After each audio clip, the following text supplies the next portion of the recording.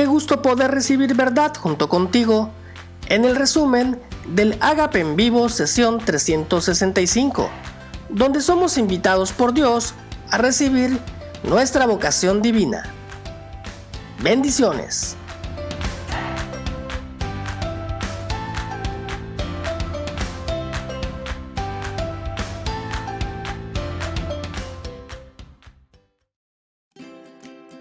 Aprendiendo a elegir la crianza que me hace crecer.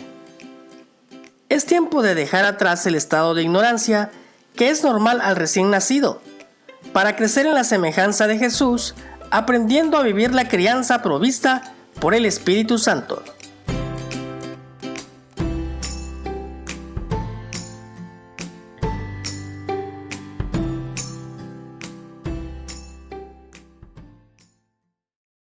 Si te has atrevido a dar los pasos que el Espíritu Santo te ha mostrado y en tu corazón has caminado ya el hecho de aceptarte redimido, aceptarte regenerado, que quiere decir muerto a tu origen adámico y nacido de nuevo, nacido de Dios, entonces ahora podemos avanzar en crecer lo que somos, como hemos estado también escuchando al Espíritu Santo. Ya soy hijo, ya soy divino, ya nací de Dios. Entonces ahora crezco para salvación. Puedes ver cómo todo lo que Dios nos está hablando se conecta y nos enseña cómo crezco para salvación. Pues crezco siendo nutrido en mi espíritu por la leche espiritual no adulterada. ¿Y qué es eso? Pues es la verdad que el Espíritu Santo te muestra y en las operaciones del Espíritu, ¿verdad? La leche espiritual tiene que ser mostrada para que yo la reciba. Tiene que ser, es como la mamá le ofrece el pecho al bebé, el bebé tiene que recibirlo, ¿no? Y tiene que tragarse la leche, porque de otra forma, pues puede haber el ofrecimiento, pero no la recepción. Y si no hay recepción, ¿qué pasa? Pues no hay crecimiento. Entonces, lo mismo aquí. El Espíritu Santo tiene el trabajo de nutrirte, pero tú y yo tenemos el trabajo de recibir esa leche espiritual. Y por eso la instrucción del Espíritu es, como recién nacido, desea la leche espiritual no adulterada para que por ella crezcas para salvación. Crecer para salvación es crecer en semejanza con Jesús. Y hemos visto la promesa divina, Efesios capítulo 4, donde se nos afirma que hasta que todos, eso nos incluye sin excepción, lleguemos a la unidad de la fe, al conocimiento del Hijo de Dios, a un varón perfecto, a la estatura de la medida de la plenitud de Cristo. Definiendo mi vocación divina. Soy provisto de un horizonte eterno que es absoluta semejanza con Jesús por obra de Dios en mí.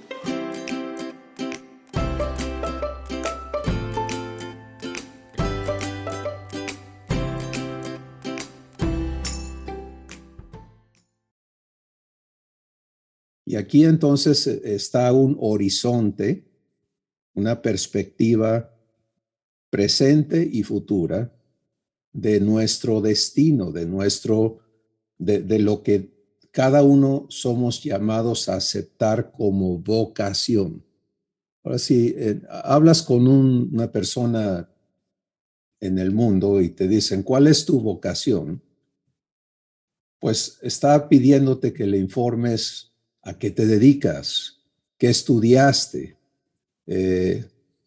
cómo te ganas la vida, porque así habla el ser humano, ¿no?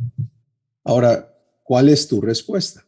No te estoy pidiendo tu respuesta humana, porque si esa sigue siendo tu respuesta, seguimos en autoengaño. Pero si estás viviendo fe, creyéndole a Dios, entonces, ¿cuál es la respuesta correcta, verdadera, a la vocación que vives. Y la respuesta divina que nos es dada en la Escritura es que nuestra vocación es ser hechos conformes a Jesús. Entonces, a los oídos humanos eso va a sonar locura, ¿no? O sea, total locura. ¿Sabes qué? Mi vocación es crecer en la semejanza de Jesús. Acuérdate, si eres hijo de Dios y vas a vivirlo, el mundo no te va a conocer. No te desgastes tratando de que el mundo te entienda, te acepte, te valore, bla, bla, bla. Entonces vas a poder crecer para ser un bienhechor. Y conforme Dios le haga bien a otros contigo, vas a tener otros problemas, otros retos. Por ejemplo, la raza humana, la naturaleza humana es idólatra. Entonces, cuando un hijo o hija de Dios empieza a crecer para hacer el bien, lo típico lo vemos registrado en el libro de los Hechos. Pablo y Silas llegan a un lugar y en comunión Dios hace milagros, ¿no? Y entonces, ¿qué pasa? Pues que la gente de la ciudad a donde llegaron los identifica con su idolatría. A uno llamaron Júpiter, al otro Venus, si no mal recuerdo, y empezaron a querer ofrecerles ofrendas y a tratarlos como a dioses. Pues eran divinos, por supuesto, pero un divino no acepta idolatría. Un humano, por supuesto, que me idolatren. Ya la hice, ya soy famoso, ya tengo fans. Pero un divino no acepta idolatría. Jesús no aceptó ni acepta idolatría. ¿Por qué? Porque aceptar idolatría es una cosa corrupta, diabólica.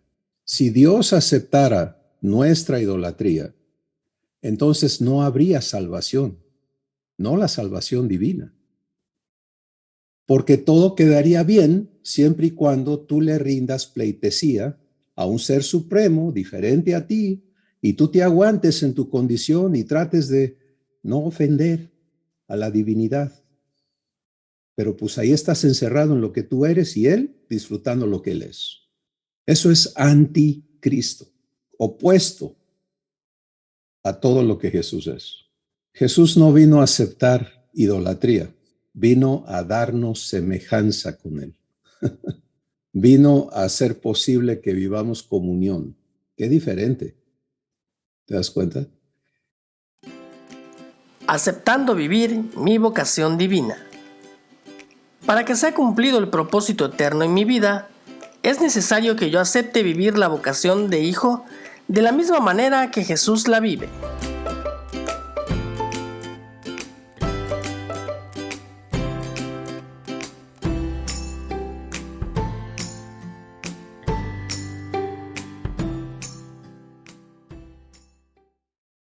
Crecer es aceptarnos en semejanza con Jesús por nacimiento y en la tutela y la crianza del Espíritu Santo para llegar a la plenitud de Cristo. No en la presunción de que ya soy. Pablo es maravilloso cómo el Espíritu Santo registra en la Escritura la vida de todas estas personas, hermanos nuestros, en su proceso de salvación. Y él dice, hermanos míos, yo mismo no pretendo haberlo ya alcanzado. ¿Se acuerdan de eso? No idolatren. ¿Te das cuenta? Porque Pablo vivía ese problema con, obviamente, la gente del mundo, que es idólatra por naturaleza, y los hijos de Dios que todavía no están renovados y que han idolatrando a medio mundo. Eso sucedía entonces, sucede hoy. Y tiene una gran tacha de parte de Dios. ¿Sí? Porque así no es. El propósito de los ministerios de Cristo, Efesios 4, son ministerios de Jesús, oficios de Jesús, apóstol, profeta, evangelista, pastor y maestro, es para equipar ¿a quiénes? A los santos, a los hijos. ¿Para qué? Para la obra del ministerio. ¿Con qué objetivo? Para la edificación del cuerpo de Cristo. Hasta con el objetivo de que todos, sin excepción, lleguemos al perfecto conocimiento de Jesús, que es semejanza. No conoces a Dios si no vives lo que Él es. ¿Sí? Esto es una verdad divina en contraste con el engaño diabólico. Conozco a Dios porque hablo de Él, porque he estudiado por esto, por aquello. Y eso te abre, o en mi caso, me abrió a mí el proceso divino que está en marcha. Y como Pablo, no pretendo haberlo ya alcanzado, pero una cosa hago. No me quedo en lo de ayer. Ayer, gracias, Padre, por lo que hiciste en mí, por lo que perdonaste en mí, por lo que vives conmigo, pero mi vocación es seguir hacia adelante, a la meta del supremo llamamiento de Dios en Cristo Jesús. ¿Y qué me ha llamado? Su Hijo. ¿Qué te ha llamado? Su Hijo. ¿A qué te llamó? A ser su Hijo. ¿Y qué quiere decir eso? Ser idéntico a Jesús. Entonces se va quitando la confusión, todas las marañas que traemos en el entendimiento para que lleguemos a una sencillez de claridad, una claridad muy sencilla, un propósito eterno, maravilloso y una seguridad que te da la fe divina, porque la fe divina que produce en ti y en mí la certeza de lo que espero, la convicción de lo que no veo. ¿Sabes qué, Padre? Hay un millón de cosas donde no me veo semejante a Jesús todavía, pero tú me lo prometiste, tú me lo cumples y yo estoy en la vocación que me has dado. Entonces, si estudié esto o trabajo en aquello o me ocupo de lo que sea, esas son ocupaciones terrenales, temporales, pero eso no me define. Lo que me define es la vocación divina que tengo ahora, por gracia, que es crecer cada día en la semejanza de mi hermano mayor. Resolviéndome a vivir mi vocación. Me es dado el testimonio de Dios en las vidas de incontables personas que se resolvieron a vivir fe aún en su condición humana, y sobre todos el ejemplo y tutoría de Jesús, autor y consumador de fe.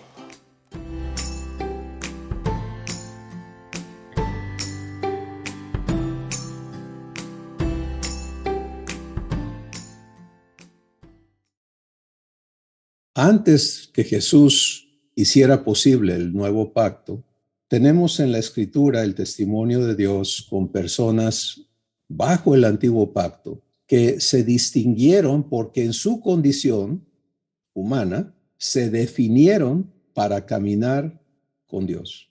Y en el capítulo 11 de Hebreos tenemos un listado parcial y el Espíritu Santo lo deja muy claro, que son muchos, pero nos nombra un listado de personas cuyos testimonios están escritos, están registrados y que no cedieron a su esclavitud humana, sino que se definieron para respetar a Dios en sus vidas, en sus corazones, y aprendieron a vivir creyéndole a Dios. Entre ellos se distingue Abraham, que viene a ser nombrado el padre de la fe.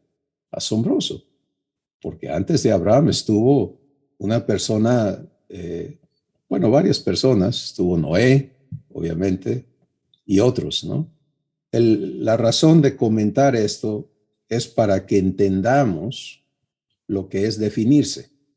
Cuando Noé resolvió creerle a Dios, vivió 120 años preparando una barca que no tenía sentido. O sea, viviendo una locura a los ojos de todos sus vecinos. Porque esta enorme embarcación fue construida cuando no había necesidad de ella en la historia humana. Y aparte fue construida en un lugar elevado, en una montaña, en un bosque, y tomó 120 años. ¿Cómo lo ves? Y durante 120 años, cuando le preguntaban a Noé, ¿qué estás haciendo? Él les decía, Dios me dijo que esto va a suceder. Y yo le creí y estoy viviendo el creer. ¿Te das cuenta? Fe. La fe sin obras es muerta, como el cuerpo sin espíritu está muerto, así la fe sin obras es muerta. Las obras de la fe son las acciones que produce el creerle a Dios. Entonces, para vivir esa creencia ante la contrariedad de una sociedad corrupta, porque Dios nos describe el estado de la humanidad en el tiempo de Noé. Dios en Génesis 6 dice que Dios vio la maldad del hombre de la tierra y vio que el intento del corazón de todos ellos, chiquitos y grandes, era de continuo solamente el mal. Esa es la sociedad de Noé. Ese es el entorno de Noé.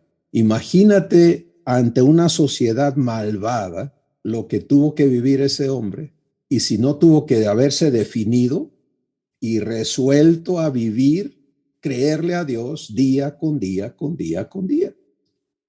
Otro personaje es Daniel. Es tomado prisionero, llevado como esclavo a un país extranjero, hecho siervo del rey.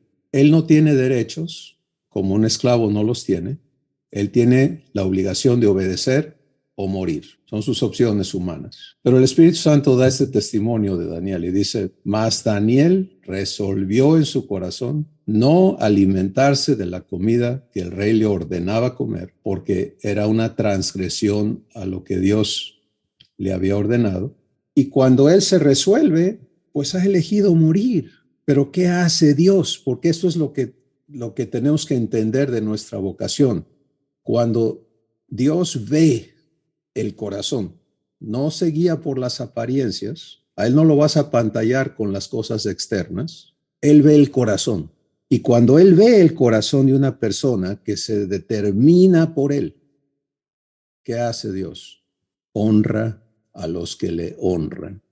Ahora fíjate, el ser humano vive buscando la gloria, ser honrado, ser idolatrado. Cuando Jesús viene, este es uno de los ataques que el diablo lanza contra él, que son son muchísimos. Cada día era atacado de alguna o de otra forma, y siempre, o en la mayoría de los casos, por boca de los religiosos de su tiempo, los que presumían tener la franquicia divina en la tierra. Y le dicen a Jesús, tú no eres de Dios, porque tú buscas la gloria de los hombres. Para la institución religiosa, Jesús era una amenaza, porque ellos enseñaban la vida meritoria, ¿no? Si haces esto, Dios te da esto, tienes que hacer esto, tienes que hacer aquello, tienes que hacer lo otro.